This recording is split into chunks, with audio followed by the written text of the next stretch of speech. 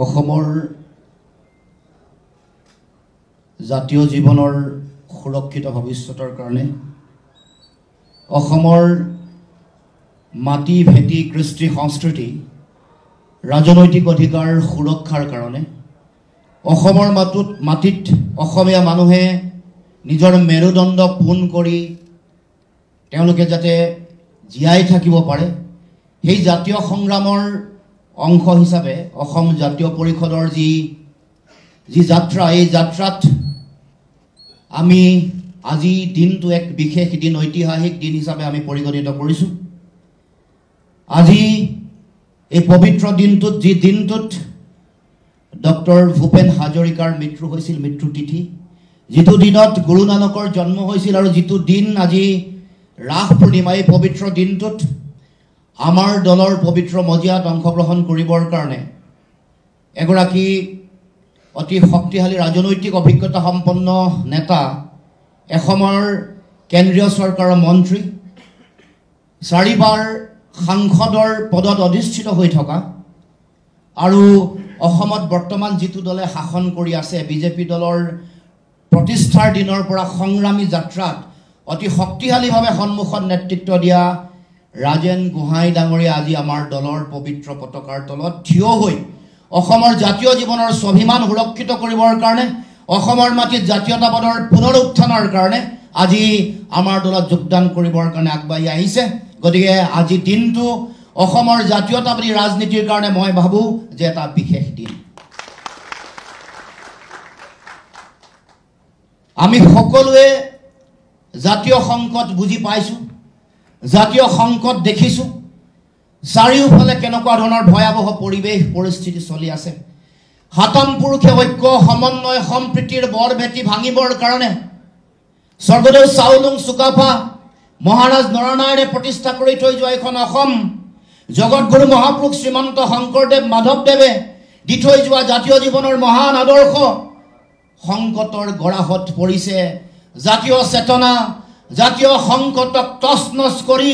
আধিপত্যবাদী প্ৰভুত্ববাদী আগ্ৰাসী কিছু শক্তিয়ে অসমৰ সমাজ অসমৰ ঐতিহ্য অসমৰ পৰম্পৰা অসমৰ স্বাভিমান অসমৰ কৃষ্টি সংস্কৃতি অসমৰ জাতীয় অৰ্থনীতিৰ ভেটি এইবোৰক নাইকিয়া কৰি জাতিক সমাজক জাতীয় সভ্যতাক সংকটৰ মাজলৈ ঠেলি দিয়াৰ এক কূটকৌশল অসমত ৰচনা হোৱা আমি দেখিবলৈ পাইছোঁ গতিকে তেনেকুৱা খনত আমি আমাৰ লক্ষ্য ঠিক কৰি আমি যদিও সন্মুখত বহু প্ৰত্যাহ্বান আছে যদিও সন্মুখত সংকট শক্তিশালী সংকট আমি দেখিছোঁ যদিও আমি বিভিন্ন অশুভ শক্তিয়ে তেওঁলোকৰ কূটকৌশল তেওঁলোকৰ কাৰ্য্যে তেওঁলোকৰ নিজৰ অভিষ্ট সিদ্ধিৰ কাৰণে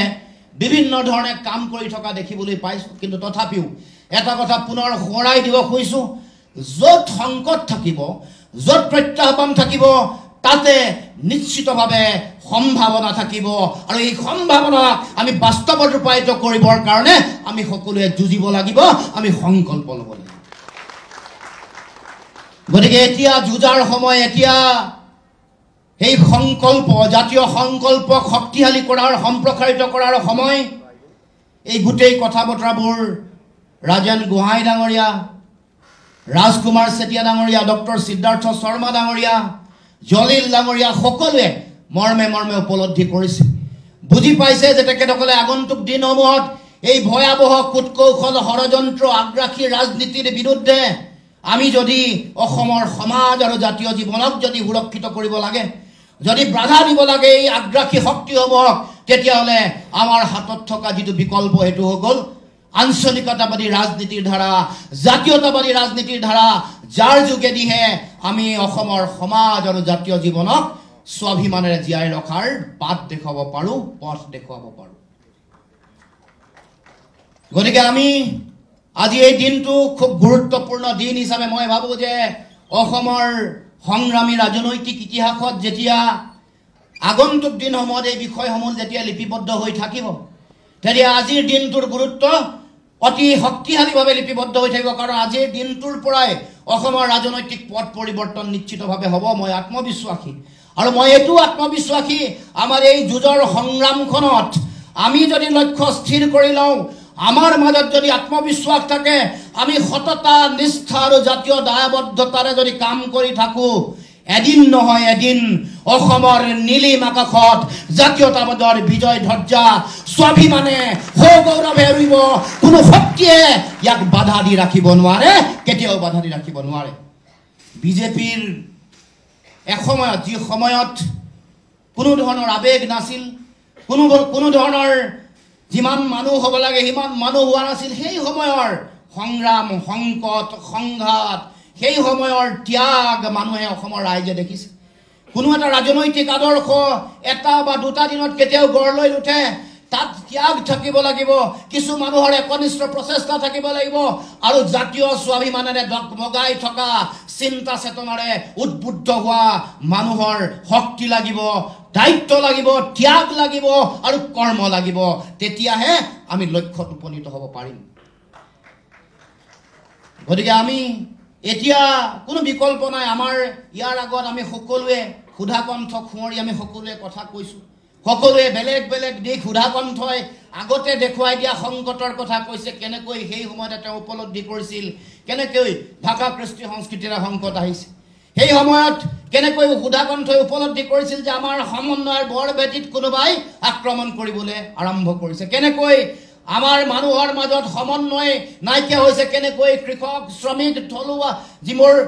হালোৱা সজোৱা আছে তেওঁলোকক কেনেকৈ শোষণ নিষ্পীষণেৰে কেনেকৈ ভাৰাক্ৰান্ত কৰা হৈছে, কেনেকৈ আমাৰ লোককৃষ্টি সংস্কৃতিক কেনেকৈ আগবঢ়াই লৈ যাব লাগিব, কেনেকৈ বিশ্বজনীন যিটো লক্ষ্য আৰু চিন্তা আছে তাত কেনেকৈ অসমৰ জনগণক অসমীয়া নামৰ যিটো মহাজাতি সত্তা আছে, য'ত সকলো অসমৰ খিলঞ্জীয়া জাতি জনগোষ্ঠী, অসমলৈ নতুনকৈ অহা আন আন জাতি জনগোষ্ঠী,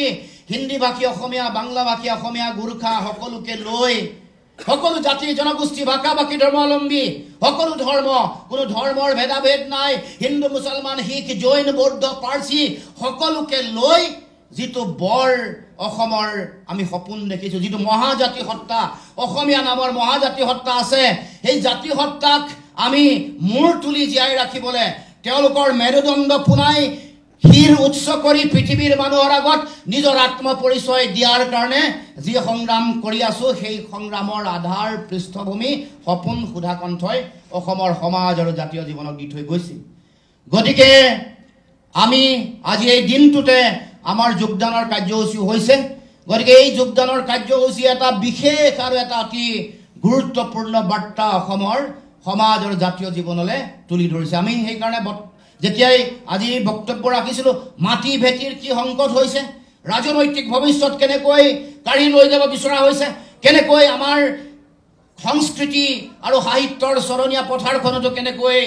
বিভিন্ন ধৰণৰ প্ৰভুত্ববাদী আধিপত্যবাদী চিন্তাৰ সমাহাৰ ঘটিছে, কেনেকৈ গুৰুজনাৰ আদৰ্শ আৰু চিন্তাকো কেনেকৈ নাচ্ছাত কৰি দিব খোজা হৈছে, মহাপুৰুষ শ্ৰীমন্ত শংকৰদেৱৰ যি আদৰ্শ, সেই আদৰ্শক কেনেকৈ তিল তিলকে এটা ভয়াৱহ ভৱিষ্যতৰ মাজলৈ ঠেলি দিব খুজিছে, বা গুৰুজনাৰ আদৰ্শক কেনেকৈ নাইকিয়া কৰিব পাৰি, জাতীয়তাবাদৰ যি মহান আদৰ্শ আছে ইয়াক কেনেকৈ নাইকিয়া কৰি কেনেকৈ এটা দুখীয়া, দুৰ্বল, স্বাভিমানহীন এটা জাতি সত্তাত পৰিণত কৰিব পৰা যি ষড়যন্ত্ৰ, এই ষড়যন্ত্ৰ ধাৰাবাহিকভাৱে অব্যাহত আছে। গতিকে ৰাইজ, আমি আগন্তুক দিনসমূহত এই সংগ্ৰামী যাত্ৰাটোকে আমি আগবঢ়াই লৈ যাব লাগিব। আজি আমাৰ দলৰ হাত শক্তিশালী কৰিবৰ কাৰণে, আমাৰ আদৰ্শক শক্তিশালী আৰু সংবৰ্ধিত ৰূপত মানুহৰ জনগণৰ মাজলৈ লৈ যাবৰ কাৰণে ৰাজেন গোহাঁই ডাঙৰীয়াই আমাৰ দলত যোগদান কৰাৰ লগে লগে মই ভাবোঁ যে অসমৰ মানুহে, অসমৰ ৰাইজে এটা অতি শক্তিশালী বতৰা পাব, এটা আশাৰ বতৰা পাব, আৰু সেই বতৰাই আমাৰ সমগ্ৰ অসমৰ বিভিন্ন প্ৰান্তৰ জনতাক, যিসকল বহু এনেকুৱা ব্যক্তি আছে যিসকলে সুবিধাবাদৰ স্বাৰ্থত জাতীয় স্বাৰ্থৰ প্ৰতি পিঠি দিছে, এনেকুৱা বহু ব্যক্তি আছে। গতিকে এই সুবিধাবাদী ৰাজনীতিৰ যিটো কথা,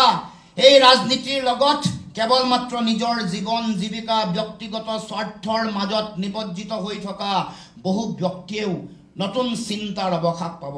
বহু ব্যক্তিয়ে সাহস পাব, বহু ব্যক্তিয়ে নিজে এই যাত্ৰাত সামিল হ'বৰ কাৰণে তেওঁলোকৰ বাট নিশ্চিতভাৱে মুকলি হ'ব। সেইকাৰণে মই খবৰ পাই আছোঁ, খুব সোনকালে কম দিনৰ ভিতৰতে আজি গুৱাহাটীত কেন্দ্ৰীয়ভাৱে হৈছে, তাৰ পাছত প্ৰান্তে প্ৰান্তে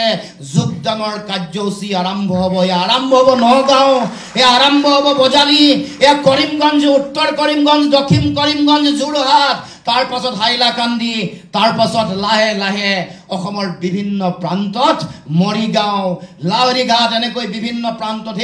এই যে খবৰ মানুহৰ মাজত বাৰ্তা আশাবাদী চেতনা মানুহৰ মাজত শক্তি পাইছে মানুহৰ মাজত সাহস পাইছে মানুহৰ মাজত জাতীয় চেতনা দিনে দিনে দিনে দিনে বাঢ়ি গৈছে আমাৰ সমাজ জীৱনৰ পৰা জুবিনদাৰ মহাপ্ৰয়াণৰ পিছত মানুহৰ এই কথাবোৰৰ উপলব্ধি আৰু বেছি গভীৰ হৈছে জুবিনদাৰ মহাপ্ৰয়াণে বহু কথা কৈ থৈ গ'ল তেওঁ এটা মহান আদৰ্শ দি থৈ গৈছে য'ত কৈছে যে মোৰ কোনো ধৰ্ম বা মোৰ কোনো জাতি বৰ্ণ নাই কোনো বৰ্ণবাদী চিন্তা চেতনাই সমাজ আচন্ন কৰিব নোৱাৰে অসমীয়া সমাজৰ গোটেই চেতনাটো ইমান শক্তিশালী যে ইয়াত কোনো বৰ্ণবাদী ধ্যান ধাৰণা বিভিন্ন জাতি জনগোষ্ঠীৰ মাজত বিভেদ সৃষ্টি কৰা কোনো কথাই সমাজখনক কেতিয়াও আচন্ন কৰিব পৰা নাই সেইকাৰণে জ্যোতিপ্ৰসাদ আগৰৱালাক অসমৰ অন্যতম শ্ৰেষ্ঠ অসমীয়াসকলৰ ভিতৰত এজন বুলি কয় সেইকাৰণে এইখন অসমত হেমাংগ বিশ্বাসক আমাৰ ৰাইজে অতি আদৰ আৰু মৰম কৰে সেইকাৰণে এইখন অসমত ছবিলাল উপাধ্যায়ৰ প্ৰতি অসমৰ জনগণৰ অত্যন্ত মৰম আৰু সকলোৰে এটা নিজৰ যিটো এগৰাকী অন্যতম শ্ৰেষ্ঠ অসমীয়া হিচাপে যিটো ভাল পোৱা এই ভাল পোৱা আছে গতিকে এইখন সমাজ পুনৰ ঘূৰাই আনিবৰ কাৰণে আমি প্ৰথমৰ দিনৰ পৰাই আমি আমাৰ যি যাত্ৰা যি সংগ্ৰাম আমি অব্যাহত ৰাখিছোঁ দেশৰ সংবিধান সুৰক্ষিত কৰা দেশৰ ন্যায়পালিকাৰ প্ৰতি অহা সংকট কেনেকৈ আমি দূৰ কৰিব পাৰোঁ ন্যায়পালিকাক বুঢ়া আঙুলি দেখুৱাই নিজৰ মতে চৰকাৰ চলোৱাৰ যি মতলব তেওঁলোকৰ জংগল ৰাজ সৃষ্টি কৰাৰ যিটো ধাৰণা এক্সট্ৰা জুডিচিয়েল কিলিং কৰি সমগ্ৰ ন্যায় ব্যৱস্থাটোকে বুঢ়া আঙুলি আৰু ভেঙুচালি কৰাৰ যিটো তেওঁলোকৰ চিন্তা তাক প্ৰত্যাহ্বান জনাবৰ কাৰণে প্ৰথম দিনটোৰ পৰা আমি কাম কাজ কৰি আহিছোঁ দেশৰ সংবিধান ন্যায়পালিকাৰ প্ৰতি আমাৰ যিটো আকুণ্ঠ যিটো শ্ৰদ্ধা আৰু ইয়াক জীয়াই ৰাখিবলৈ আমাৰ যিটো গণতান্ত্ৰিক যিটো দায়িত্ব আছে যি জাতীয় দায়িত্ব আছে সেই দায়িত্ব আমি সদায় পালন কৰি আহিছোঁ আৰু পালন কৰি যাম আৰু আজিৰ দিনটোৰ পৰা অধিক শক্তিশালী আৰু দৃঢ় হ'ব এই সংগ্ৰাম গতিকে ৰাইজ আমাৰ দলত আজি যোগদান কৰিবলৈ অহা আমাৰ যিসকল ব্যক্তি যিসকল ডেকা প্ৰজন্মৰ ব্যক্তি আছে যিসকলৰ ডগমগাই থকা চকুত আশাবাদী চেতনা আছে যিসকলে নিজৰ জাতি নিজৰ সমাজ নিজৰ ভাষা কৃষ্টি সংস্কৃতিক সমৃদ্ধ কৰিব খোজে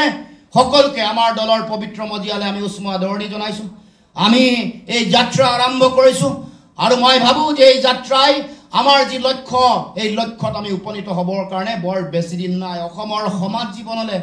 জাতীয় জীৱনলৈ সুদিন অহাৰ আমি বতৰা আমি সকলোৱে পাইছোঁ আগলি বতৰা ইতিমধ্যে অসমৰ সমাজ জীৱনলৈ আহিছে নিশাৰ পাছত ৰাতিৰ পিছত পুৱা হোৱাটো অৱশ্যভাম্বী আন্ধাৰ সদায় নাথাকে গতিকে অসমৰ সমাজ জীৱনত ন সূৰ্যৰ কিৰণৰ ৰেঙনি অসমৰ ৰাইজে ইতিমধ্যে পাইছে কেৱল মাত্ৰ তাক বাস্তৱায়িত কৰা তাক কাৰ্যকৰী কৰিবৰ কাৰণে আমি শ্ৰম কৰিব লাগিব কাম কৰিব লাগিব ৰাজেন গোহাঁই ডাঙৰীয়াৰ দীঘলীয়া পৰিক্ৰমাৰ তেওঁৰ যি অভিজ্ঞতা দীঘলীয়া সময় এটা দলক প্ৰতিষ্ঠা কৰিবলৈ তেওঁ কৰা ত্যাগ তেওঁৰ নিজৰ যি সাংগঠনিক কথা বতৰা বা ৰাষ্ট্ৰীয় ৰাজনীতিত তেওঁৰ যি অভিজ্ঞতা আৰু তেওঁৰ যি দীঘলীয়া যিটো উৎপত্তি আছে ইয়ে আমাৰ দলৰ পবিত্ৰ মজিয়াক নিশ্চিতভাৱে যথেষ্ট সহায় সহযোগিতা কৰিব তেখেতৰ যিটো টীম আছে তেখেতৰ দল যিটো আছে যিটো দলে বহু দিনৰ পৰা তেখেতৰ লগত নিৰৱচ্ছিন্নভাৱে কাম কৰি আছিল তেখেতসকলেও মই ভাবোঁ যে আমাৰ এই যিটো যাত্ৰা এই যাত্ৰাত শক্তি বৃদ্ধি কৰিব এই যাত্ৰাত আমাক শক্তি আৰু সাহস যোগান ধৰিব গতিকে মই দীঘলীয়া কথা নকওঁ সকলোকে কেৱল মাত্ৰ এটাই কথা ক'ব খুজিছোঁ এই সংকট এই যিটো কূট কৌশলৰ যিটো ৰাজনীতি চলি আছে যি সাম্প্ৰদায়িকতাৰ ঘৃণা বিভাজন সংকীৰ্ণতাৰ ৰাজনীতি যিটো চলি আছে যি ৰাজনীতিয়ে আমাৰ ভাষা আৰু কৃষ্টি সাংস্কৃতিক সংকটৰ মুখলৈ ঠেলি দিছে সেই ৰাজনীতিক উৎখাত কৰিবৰ কাৰণে উফৰাই পেলাবৰ কাৰণে আমি সকলোৱে আজিৰ পৰা অধিক শক্তি অধিক সাহসেৰে আমাৰ যাত্ৰা আৰম্ভ কৰিম সেই সংকল্প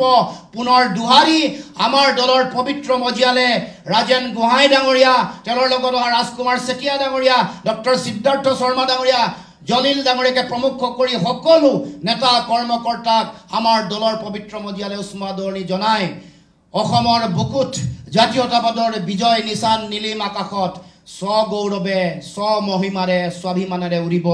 অসমৰ এই জাতীয়তাবাদী পতাকাৰ তলত অসমৰ প্ৰতিটো জাতি জনগোষ্ঠী ভাষা ভাষী ধৰ্মাৱলম্বী লোকে প্ৰত্যেকেই সম অধিকাৰ সম মৰ্যাদা আৰু সম উন্নয়নৰ যি শ্লোগান আছে সেই শ্লোগান আউৰাই অসম মাতৃৰ এই যিটো তেওঁলোকৰ প্ৰতি যিটো সেৱাৰ যি দায়িত্ব সেই দায়িত্ব আমি প্ৰত্যেকেই পালন কৰি জাতিটোক সমাজখনক জাতীয় সভ্যতাক আহক আমি অধিক শক্তিশালী কৰোঁ অধিক স্বাভিমানী কৰোঁ আৰু পৃথিৱীৰ মানুহৰ আগত অসমীয়াৰ সমাজ আৰু অসমীয়া জাতীয় জীৱনক একক আৰু অনন্য ৰূপত প্ৰতিষ্ঠা কৰাৰ যিটো চিন্তা ভাৰতবৰ্ষৰ মানুহৰ মাজত অসমীয়া জাতীয় সত্তাক একক আৰু অনন্য ৰূপত প্ৰতিষ্ঠা কৰাৰ চিন্তা শিক্ষা সাহিত্য কৃষ্টি সংস্কৃতি অৰ্থনীতিৰ বুনিয়াদ আৰু কৰ্ম সংস্কৃতিৰে আধ্যাত্মিক চিন্তা চেতনাৰে এক নতুন অসমৰ সপোন বাস্তৱায়িত কৰোঁ সাকাৰ ৰূপ প্ৰদান কৰোঁ আহক আমি সকলোৱে মিলি তাকে কামনা কৰি পুনৰবাৰ দলৰ পবিত্ৰ মজিয়ালে মই ৰাজেন গোহাঁই ডাঙৰীয়া কুচুমা আদৰণি জনাইছোঁ অসমৰ জাতীয় জীৱনৰ যিসকল মহান বীৰ শ্বহীদ আছে প্ৰতিগৰাকী বীৰ শ্বহীদলৈ সশ্ৰদ্ধ প্ৰণিপাত জনাইছোঁ বিভিন্ন জাতীয় সংগ্ৰামৰ বিভিন্ন ক্ষণত যিসকলে শ্বহীদ বৰণ কৰিলে সেইসকলৰ প্ৰতি সশ্ৰদ্ধ প্ৰণিপাত তেওঁলোকৰ আদৰ্শ তেওঁলোকৰ জাতি প্ৰেম তেওঁলোকৰ স্বদেশ প্ৰেমৰ মহানুভৱতাই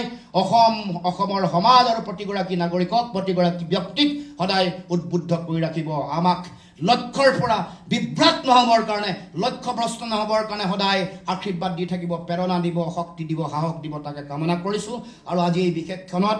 জুবিন গাৰ্গ ডাঙৰীয়া সৈয়দ ছাদুল্লাহ ডাঙৰীয়া আৰু দীপক শৰ্মাৰ প্ৰতি শ্ৰদ্ধাঞ্জলি নিবেদন কৰি মই ক'বলগীয়াখিনি সামৰিছোঁ ধন্যবাদ জয় অসম।